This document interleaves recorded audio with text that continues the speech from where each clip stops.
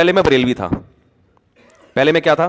بریلوی. تو ہم وہ تیجے 40ویں 11ویں شریف 12ویں شریف نظر و نیاز سارے جمعرات کے سب کچھ رپورٹ ہمارے ہاں تفصیل سے چلتی تھی. پھر میں دیوبندیوں کے پاس بیٹھنا شروع ہوا کہ میں دیوبندی بن گیا. بڑی ملامت تو یہ خاندان ظاہر ہے ملامت کرتا ہے.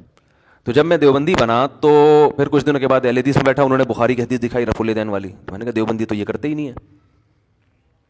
اب ظاہر ہے ہر آدمی کے پاس علم نہیں ہوتا، انہوں نے کوئی 2-4 مولوی مل جائیں گے، ان سے پوچھا ہوگا، ان کے پوچھا. ہر آدمی کو ہر چیز معلوم تھوڑی تھی. پیناڈول کی تحقیقات ہر آدمی کے پاس ہر وقت تھوڑی، ہر ڈاکٹر کے پاس بھی نہیں ہوتی.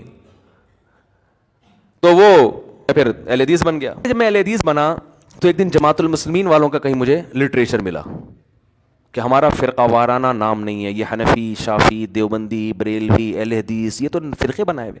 ہوا سماکم المسلمین، اللہ نے نام کیا رکھا ہے؟ مسلم. آئیے جماعت المسلمین میں جس کا کوئی فرقہ نہیں ہے. انہوں نے کہا یہ اہل حدیث بھی فرقہ ہے. ہم جماعت المسلمین نکل لیے. اب آسان نہیں ہوتا مسلک چھوڑنا، ملامتیں، ہمیں تو حق کی تلاش تھی، ہم کہاں نکل لیے؟ جماعت المسلمین.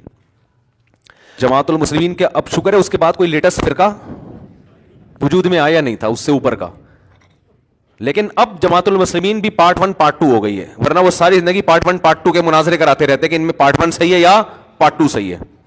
اب تو جماعت المسلمین کا مسئلہ ایسا حل ہوا نا جب سے پارٹ 1 پارٹ 2 آیا، جماعت المسلمین کا زور بھی ختم ہو گیا. ورنہ ہم یہاں محلے میں ایک درد سر بنے ہوئی تھی جماعت المسلمین. ہر تھوڑے دن میں کوئی لڑکا لٹریچر لے کے آ رہا ہوتا، اس کا کیا مطلب ہے، اس کا کیا مطلب ہے. ہم شادیوں پہ کام کر رہے ہیں، لوگوں کو کہہ رہے ہیں یار بیوہ عورتوں کو سہارا دو اور جناب طلاق یافتہ عورتوں کو سہارا دو. اور ادھر تو علماء کی صلاحیت ہے جب ان چیزوں میں لگیں گی تو معاشرے میں وہ مثبت کام کس ٹائم پہ کریں گے بیٹھ کے. ہر نیا فرقہ بنتا ہے یہ کہہ کے کہ میں سارے فرقوں کو ختم کر رہا ہوں، مگر وہ ایک نئے فرقے کی بنیاد رکھ کے خود 20 فرقوں میں ڈیوائیڈ ہو جاتا ہے. سمجھ رہے ہو؟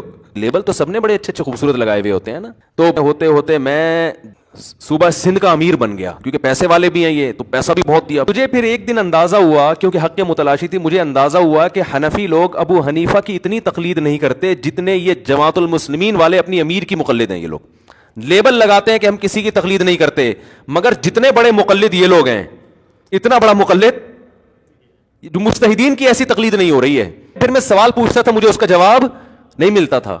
تو میں پھر کنفیوز ہونا شروع ہو گیا، یار تم تو باپ بنائے ہوئے تم نے اپنے امیر کو.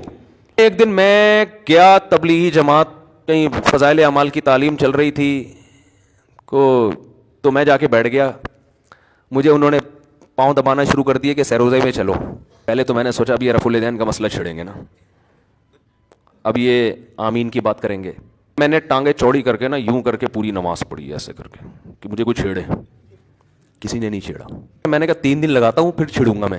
شاید اب مجھے تنگ کریں یہ لوگ کہ میں سیروزے میں ٹرائی، جہاں اتنی جماعتیں ٹرائی کی ہیں اس کو بھی ٹرائی کر لو. میں یوں جاؤں گا پھر یوں کروں گا پھر زور سے آمین، تو کچھ نہ کچھ تو ہوگا. حیران ہو گیا، 3 دن ہو گئے مجھے کسی نے کچھ نہیں کہا. ان کی ایک ہی بات تھی، بھائی یہ دین ہمارے اندر کیسے آئے گا، پوری دنیا کے اندر کیسے آئے گا، اس کے لیے ہم سب کو مل جل کے فکر. یہ رفع الیدین آمین بالجہر ٹانگیں چوڑی کرنی ہے، پتلی کرنی ہے، پوری زندگی برباد کر دی، حاصل کچھ بھی نہیں ہوا. جس کے پاس جا کے بیٹھو دوسرا فرقہ غلط لگنے لگتا ہے.